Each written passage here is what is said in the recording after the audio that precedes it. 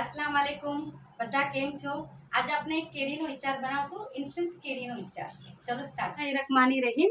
આપણે આજે 1 કિલોનો કેરીનો અચાર બનાવે છે, જે કે મેં રાજાપુરી કેરી લીધી છે। આ કેરી લીધી છે અને કેરીને તમે શું કરજો, પહેલા ધોઈ કાઢજો, ઘસીને ધોઈને કોટનના કપડામાં આરામથી ઘસીને કોટનના કપડામાં લૂછી કાઢજો। જરા પણ પાણીનો અંશ ના રહેવો જોઈએ કેરીનો એના અંદર। પછી આપણે છીલવા માટે, અને આ તમારે આખી રાખવી હોય તો ટુકડા કરીને ઝીણા ઝીણા પીસીસ કરજો छिलका સાથે।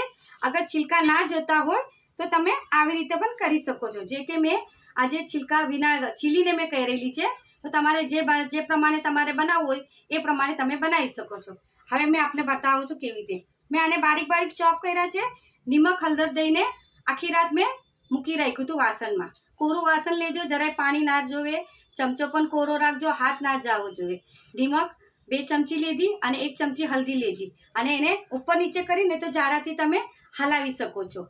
એને ઢાંકીને મૂક્યું હતું। હમણાં મેં સવારે એને પાણી નીકાળી 5 કલાક પહેલાં, અને કોટનના કપડામાં નીકાળીને છાની લેવાનું છે, સૂકું કરવાનું છે। એમાં ફેનના નીચે ના રાખતા અને તડકો કે કાંઈ ના પડવો જોઈએ। એમાં અંદર છાવના અંદર રાખજો તમે, ઘરના અંદર જ 5 થી 6 કલાક સુધી। હવે આપણે એનો મસાલો બનાવશું।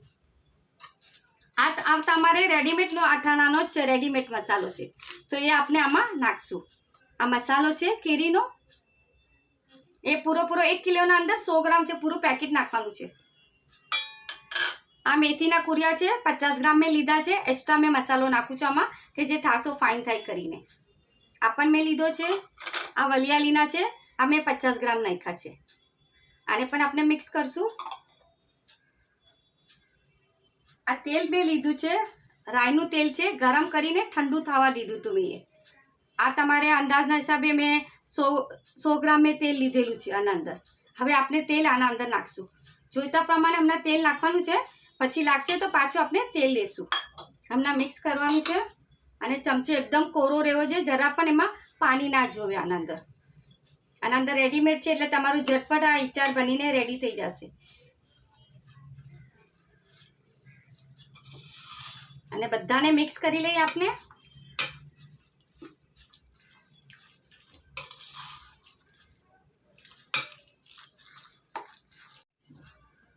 આ જે તેલ હતું મેં પૂરું બધું તેલ નાખી દીધું છે આના અંદર, અને નિમક મેં ચાખીને 1 ચમચી મેં નાખી છે। તમારે ટેસ્ટ હિસાબે, કેરીના અચારમાં નિમક જરાક હોય છે, તો તમારા હિસાબે ટેસ્ટના હિસાબે જરા નિમક નાખી લેજો ચાખી।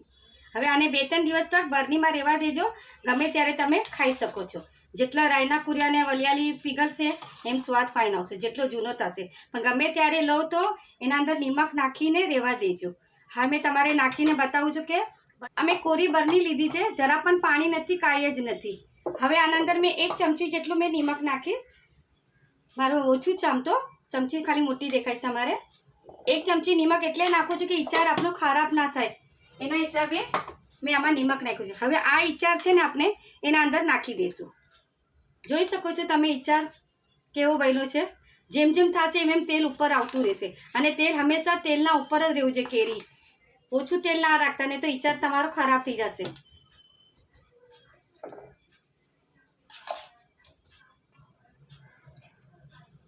રેડી થઈ ગયો છે કેરીનો ઇન્સ્ટન્ટ અચાર। ખાઈને કહેજો કેમ બન્યો છે, તમે પણ બનાવજો। લાઈક કરો, શેર કરો, કમેન્ટ્સ કરો અને અલ શેફી કુકને સબસ્ક્રાઈબ કરો।